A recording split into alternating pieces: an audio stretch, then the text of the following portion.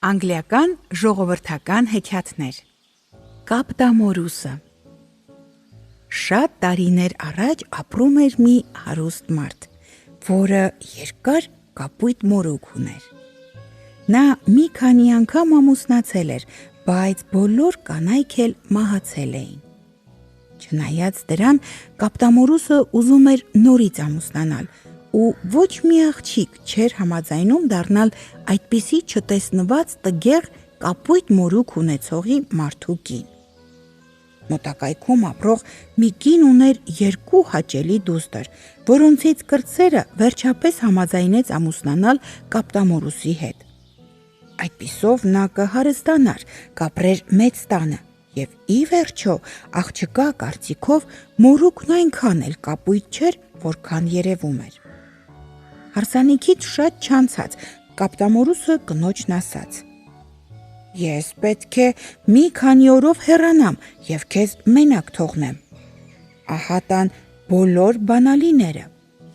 Կարող ես բարեկամներիդ հրավիրել քեզ հետ մնալու, կարող ես ամեն տեղ գնալ,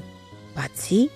երկար միջանցքի ծայրին գտնվող փոքրիկ սենյակից, դու պետք է չմտնես այնտեղ։ Եթե ինձ չլսես ու մտնես այդ սենյակը, քեզ զգուշացնում եմ, դաժանորեն կպատժվես դրա համար»։ Կապտամորուսի հեռանալուց հետո կինը քրոջն ու բարեկամներին հրավիրեց տեսնելու իր հոյակապ նոր տունը։ Նրանք հիանալի ժամանակ անցկացրեցին, բայց կնոջը հանգիստ չէր տալիս փոքրիկ սենյակը, որտեղ մտնելն արգելել էր կապտամորուսը։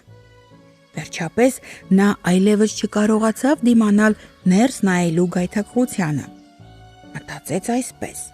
եթե միայն նայի և ուրիշ ոչինչ, ամուսինը երբեք չի իմանա այդ մասին, իրեն էլ չի պատժի։ Եվ կապուկից վերցնելով արգելված բանալին, հուզմունքից դողալով բացեց փոքրիկ սենյակի դուռը։ Ներսում շատ մութ էր և սկզբում նա ոչինչ չտեսավ, բայց շուտով, վարժվելով խավարին, նկատեց մի սարսափելի բան՝ մահացած կանանց։ Դրանք հավանաբար կապտամորուսի նախկին կանայք էին, որոնց ամուսինը սպանել ու թաքցրել էր այդտեղ։ Այդ դաժան տեսարանից կինը ահ ու սարսափից քարացավ։ Մի կերպ ուշքի գալով սենյակից դուրս վազեց ու դուռը կողպեց։ Բայց բանալին կախարդական բանալի էր ու նաև կապտամորուսի բարեկամը։ Նախկինում մաքուր ու փայլուն, այժմ արդեն արնոտված էր։ Ինչքան էլ կինը սրբեց, լվաց, մաքրեց, փայլեցրեց, արյան բիծը չանցավ։ Հենց մաքրվում էր բանալու մի երեսը, բիծը հայտնվում էր մյուս երեսին։ Երբ կապտամորուսը վերադարձավ, կինը ձևացրեց, թե ուրախ է նրան նորից տեսնելու համար, բայց այնքան վախեցած էր, որ արյունոտ բանալին հանել էր բանալիների կապուկից, ու երբ ամուսինը պահանջեց բանալիները,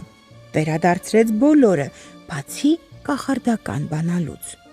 Բայց նրան տագնապի մեջ տեսնելով, կապտամորուսը հեշտությամբ գուշակեց պատահածը։ Ուր է միջանցքի ծայրին գտնվող փոքրիկ սենյակի բանալին, անմիջապես հարցրեց նա։ Կինը ստիպված էր գնալ ու բերել արյունոտ բանալին։ Ինչպե՞ս է այս արյունը հայտնվել բանալու վրա, հարցրեց կապտամորուսը։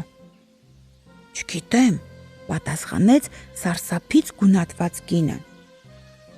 Իսկ ես գիտեմ, ասաց կապտամորուսը, դու եղել ես այնտեղ, որտեղ ես պատվիրեցի չգնալ։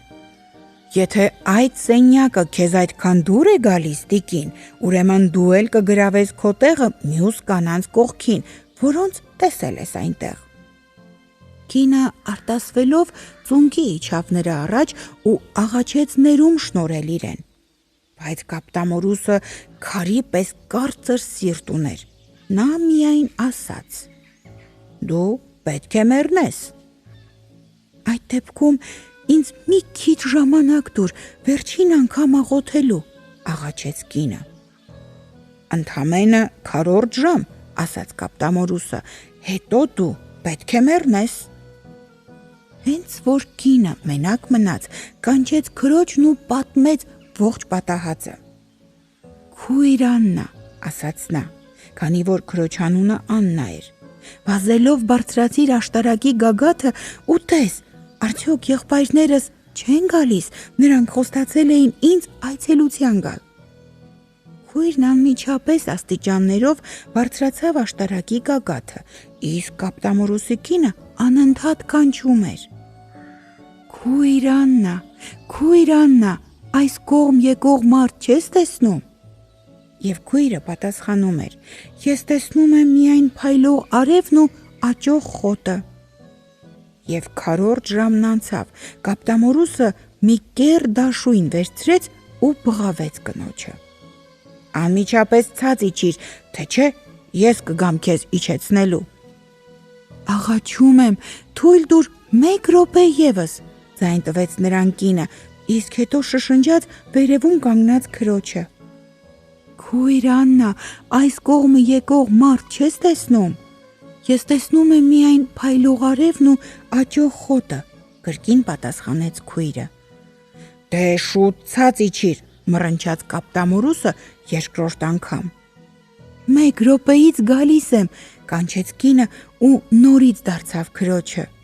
«Քույր Աննա, այս կողմը եկող մարդ չես տեսնում»։ «Ես մի փոշու ամպ եմ տեսնում», պատասխանեց քույրը։ «Այդ իմ եղբայրներն են», ուրախությամբ բացականչեց Կապտամորուսի կինը։ «Ավաղ ոչ, սիրելի քույրիկ, դա ոչխարի հոտ է»։ «Ցած իջնելու ես, թե ոչ», ճչաց կատաղությունից իրեն կորցրած Կապտամորուսը։ «Մի վերջին րոպե», պատասխանեց կինն ու վերջին անգամ հարցրեց. «Քույր Աննա, քույր Աննա, այս կողմը եկող մարդ չես տեսնում»։ «Ես երկու ձիավոր եմ տեսնում», ասաց քույրը, «բայց նրանք դեռ շատ հեռու են»։ «Այդ իմ եղբայրներն են, նշան արա նրանց, որ շտապեն», կանչեց Կապտամորուսի կինը։ Հետո խեղճ աղջիկը ցած իջավ։ Կապտամորուսը բռնեց նրա մազերից ու բղավեց. «Ոչինչ չի օգնի, դու պետք է մեռնես»։ Նա բարձրացրեց դաշույնը ու պատրաստվում էր կտրել կնոջ գլուխը։ Հենց այդ րոպեին դուռն ուժգին ծեծեցին։ Կապտամորուսը սպասեց, որ տեսնի ով է։ Երկու մարդ ներս խուժեցին ու հարձակվեցին ուղիղ Կապտամորուսի վրա։ Սա ճանաչեց կնոջ եղբայրներին ու փորձեց փախչել, բայց եղբայրները բռնեցին Կապտամորուսին ու խոցեցին իրենց սրերով։ Կապտամորուսը նեռած ընկավ նրանց ոտքերի տակ։ Եղբայրները շտապեցին օգնել իրենց քրոջը, որը սարսափից ուշաթափվել էր։ Նա շուտով ուշքի եկավ, եւ քանի որ Կապտամորուսը ուրիշ ժառանգներ չուներ, կինը դարձավ նրա ունեցվածքի տերը։ Ունեցվածքի մի մասը տվեց եղբայրներին, մի մասը ավագ քրոջը, որն ամուսնացավ մի հաճելի երիտասարդի հետ, ում վաղուց սիրում էր։